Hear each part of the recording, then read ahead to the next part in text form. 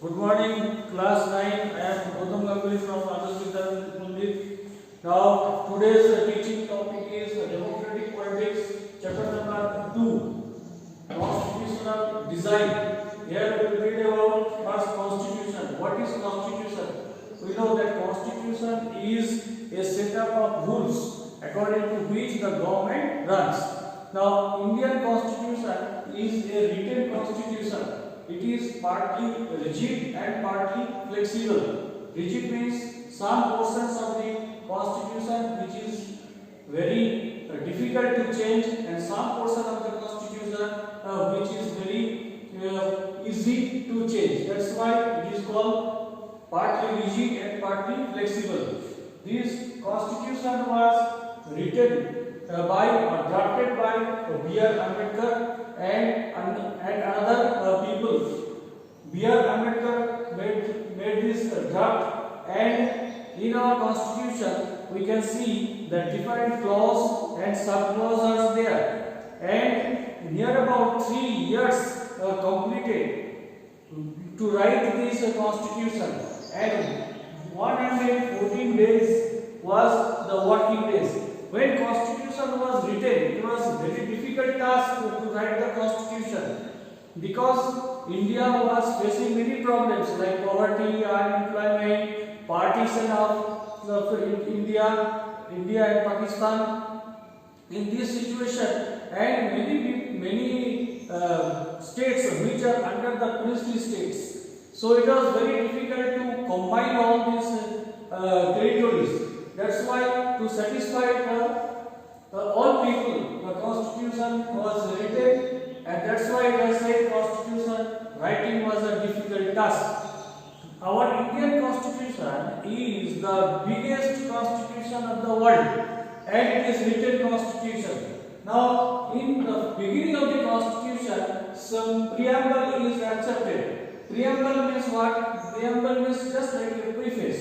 And preamble, it is called the spirit of the constitution, and that means whatever the written in constitution that has given in a gist form. Gist means synopsis form. In our preamble, in your preamble it is written on the basis of philosophy of the constitution and the examination of law, what is the purpose of the law, and the action of the government, that's are written in our preamble. Even preamble is an important factor of the constitution. In November 1949, 26 November, the constitution was passed by drafting committee and constituent assembly, and constitution also adopted. Now, in 26th January in 1950, the constitution enforced in our country. What is the importance of the constitution?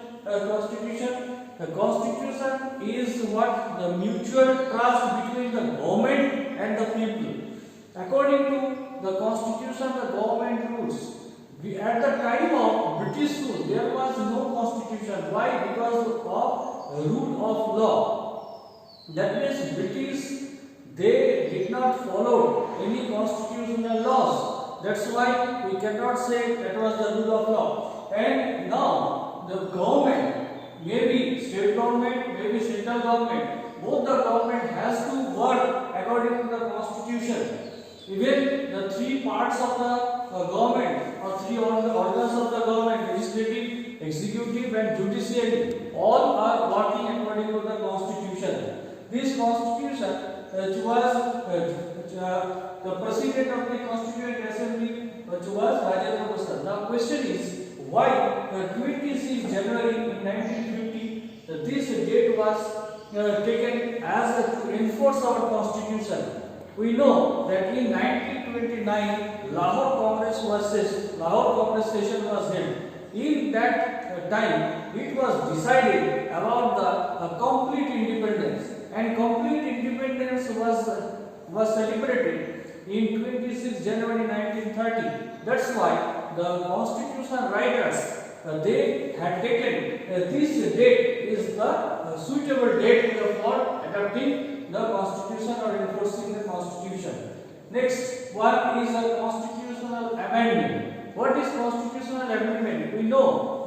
have completed more than 75 years after independence. So after independence, in many times we can see that many problems arises, and for that reason the constitution has amended. Amendment means change. That means if any clause which is not suitable for the society, or if any laws needed for the society that has included in our constitution, which are invalid laws that are deducted from our constitution.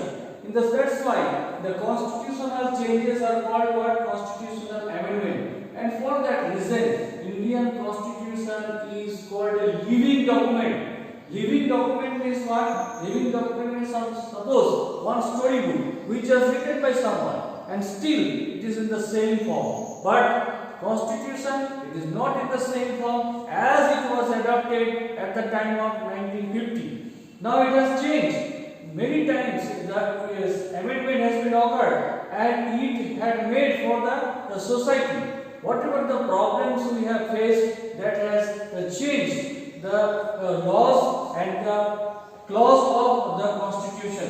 As for example, recently 370 which was invalid, and 35A Act which was invalid for Jammu and Kashmir. This is called the amendment. This is called changes of the constitution. That's why it has said it is not a mere document. It is a changes with the needs of the society, with the needs of the people. That's why the constitution is called what? Living document. Next, come to the another point, that is India is called a secular state, secular country. Why? Because India is having the no official religion. That means in India anybody can celebrate their own religion. They can practice, they can profess their own religion. But the conversion is prohibited. Conversion of religion is prohibited. That's why from the government side there is no religion enforced on the people. That's why it has called India is a secular state. Next one, India is sovereign state also. Sovereign is what? There is no interference in the internal matter by the foreign countries. And before 1947, our country's internal matter was ruled by British. That's why at that time we did not have any sovereignty power. But now the sovereignty power is there. Next one is socialist. Socialist means what? The equality between the people. Equality between the people means the social and economic equality. Social and economic equality means that the government is having the priority to make the people, all the people equality in the sphere of economic condition and in the social condition. Next one is democratic. India is called also a democratic country. Why? India is having election procedures. After every 5 years, the government is elected. That's why this country is called what? A democratic country. And lastly, it is called what? A republic. A republic means what? All the posts, especially the president, which is not the hereditary king or hereditary position. He is also elected by the members of Lok Sabha and Rajya Sabha, or by the parliament and by the legislative assembly. That's why it has said it is a republic country. That's why India is called a democratic republic. Okay, next day we will continue another part of this chapter. Thank you. Have a nice day.